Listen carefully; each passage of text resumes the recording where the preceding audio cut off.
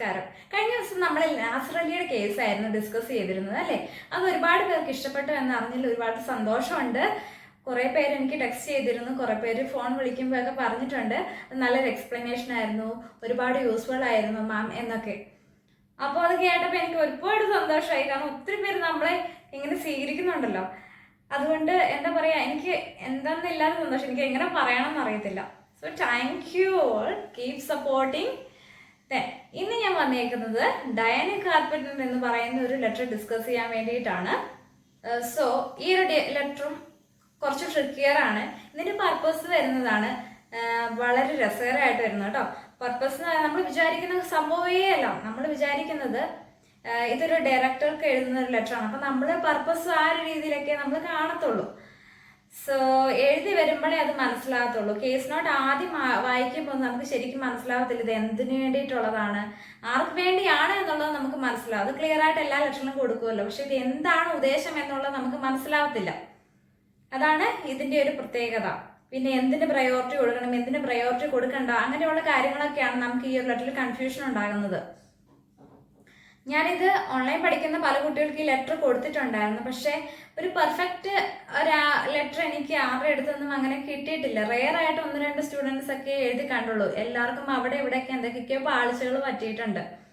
അത് നിങ്ങൾ വായിക്കുന്നതിൻ്റെ പ്രശ്നമാണോ അതോ മനസ്സിലാക്കി എടുക്കുന്നതിൻ്റെ പ്രശ്നമാണോ എന്ന് എനിക്ക് അറിയത്തില്ല. പലരും പല രീതിയാണല്ലോ.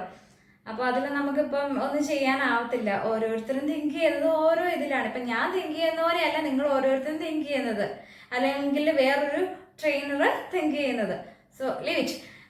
എന്തായാലും ഈ ഒരു ലെറ്റർ നിങ്ങൾക്ക് എന്തായാലും പറഞ്ഞു തരണം എന്ന് ഞാൻ കുറേ ദിവസമായിട്ട് ആഗ്രഹിക്കുകയാണ്. സമയം ഒരു പ്രശ്നം ആയതുകൊണ്ടാണ് എനിക്ക് എപ്പോഴും വീഡിയോസ് ചെയ്യാൻ പറ്റാത്തത് കേട്ടോ. അപ്പോൾ എനിക്ക് സമയം കിട്ടുന്നത് പോലെ നിങ്ങൾക്ക് ഓരോ കേസസ് ഞാനിങ്ങനെ ഡിസ്കസ് ചെയ്ത് പോരുന്നുണ്ട്.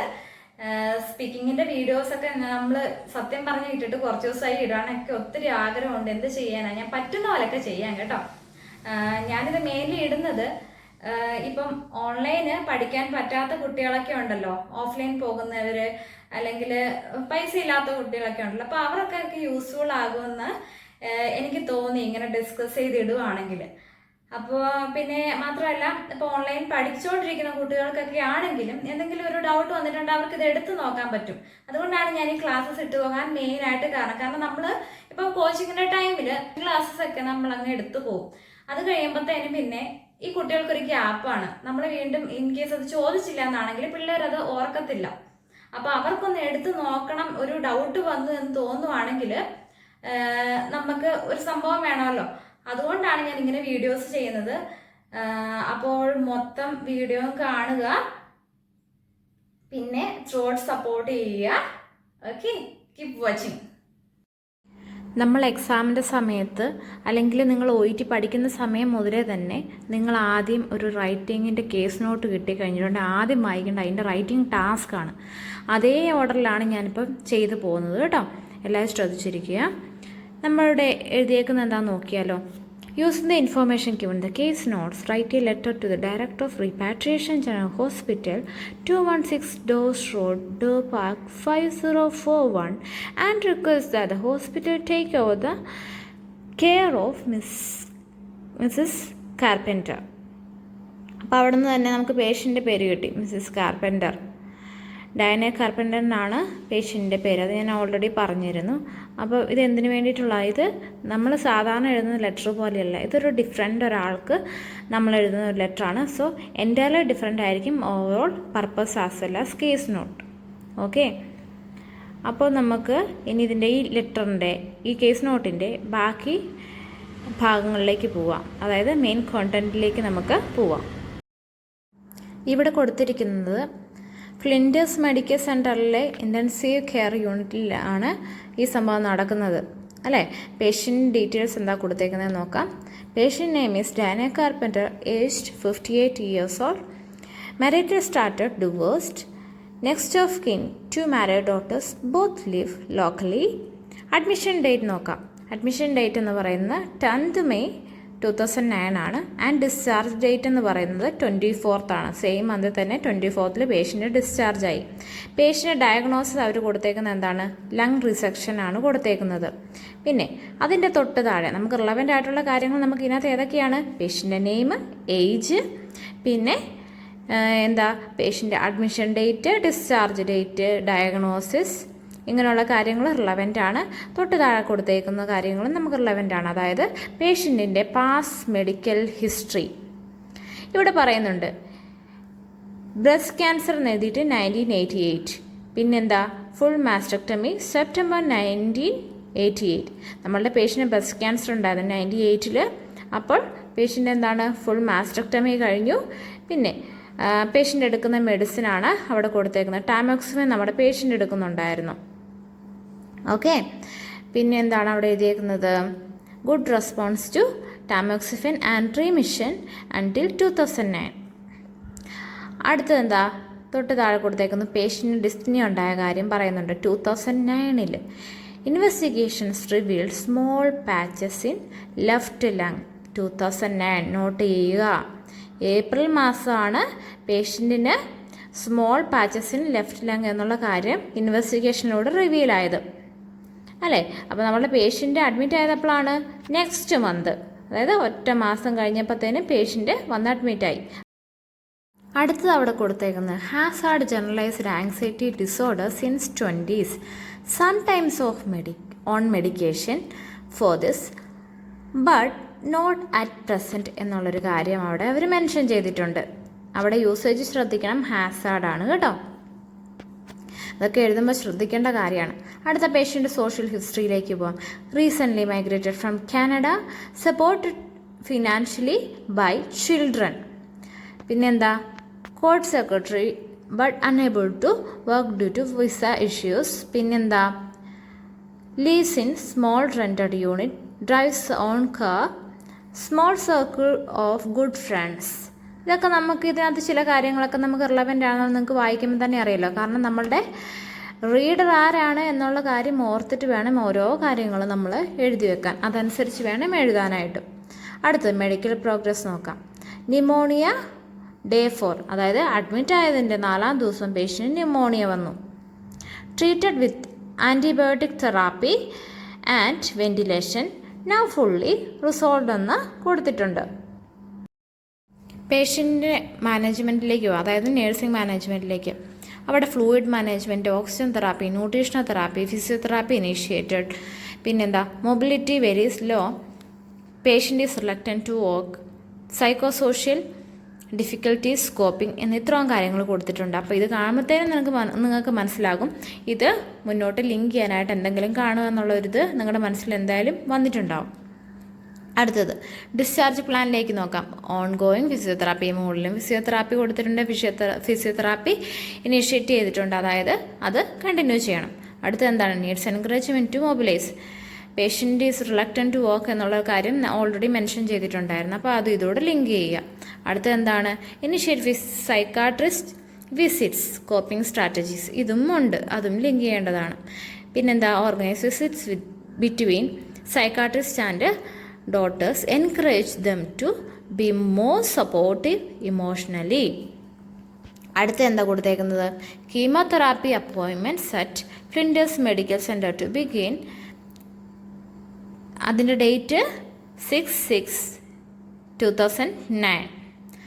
തൊട്ട് താഴെ കൊടുത്തേക്കുന്നു മോണിറ്റർ മെഡിക്കേഷൻസ്, അതായത് patient antibiotics as well as tamoxifen already patient എടുക്കുന്ന ഈ ടാമോക്സിഫിൻ ടാബ്ലറ്റിൻ്റെ ഒക്കെ കാര്യം അറിയാമല്ലോ. അത് ഇത്ര വർഷം വരെ പേഷ്യൻ്റ് എടുക്കണം. പിന്നെ ഇപ്പോൾ ഓവറോൾ ഈ ഒരു കേസിനെ കുറിച്ച് മനസ്സിലായില്ലേ? പേഷ്യൻറ്റിന് ഏപ്രിൽ മാസത്തിൽ സ്മോൾ പാച്ചസ് ഉണ്ട്, ലങ്സിൽ സ്മോൾ പാച്ചസ് വന്നിട്ടുണ്ടായിരുന്നു.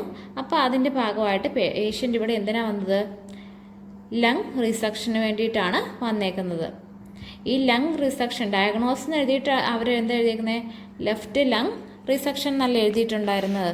അത് ഒരു പ്രൊസീജിയറാണ് എന്നുള്ള കാര്യം അത്യാവശ്യം എല്ലാവർക്കും മനസ്സിലായെന്ന് വിചാരിക്കുന്നു. നമുക്കിനി ഈ ലെറ്റർ എങ്ങനെ എഴുതാൻ പറ്റുന്നതെന്ന് നമുക്ക് നോക്കാം. ആദ്യം നമ്മൾ എഴുതേണ്ടത് എന്തൊക്കെയാണ്? പേഷ്യൻറ്റിൻ്റെ അഡ്മിഷൻ ഡീറ്റെയിൽസ്, അതിനകത്തെ അഡ്മിഷൻ ഡേറ്റ്, അഡ്മിഷൻ ഡേറ്റ് ഇവിടെ കൊടുത്തേക്കുന്നത് എന്താണ്? 24 മെയ് 2009 ആണ് ഇവിടെ അഡ്മിഷൻ ഡേറ്റ് കൊടുത്തേക്കുന്നത്. അത് കഴിഞ്ഞിട്ട് ഒരു ലൈൻ വിട്ടതിന് ശേഷം അഡ്രസ്സ് എഴുതുക. അഡ്രസ്സിന് ശേഷം എഴുതേണ്ടത് എന്താണ്? നമ്മളുടെ റെഫറൻസ് കാര്യങ്ങൾ, സല്യൂട്ടേഷൻ അങ്ങനെയുള്ളതൊക്കെ എഴുതുക. അതിൻ്റെ ഓർഡറിൽ തന്നെ കറക്റ്റ് എഴുതിപ്പോണം. അത് നിങ്ങൾക്ക് എടുത്ത് പറഞ്ഞു തരേണ്ട ആവശ്യമില്ല. നിങ്ങൾ ഒരുപാട് ലെറ്റർ എഴുതിയവരാണ്.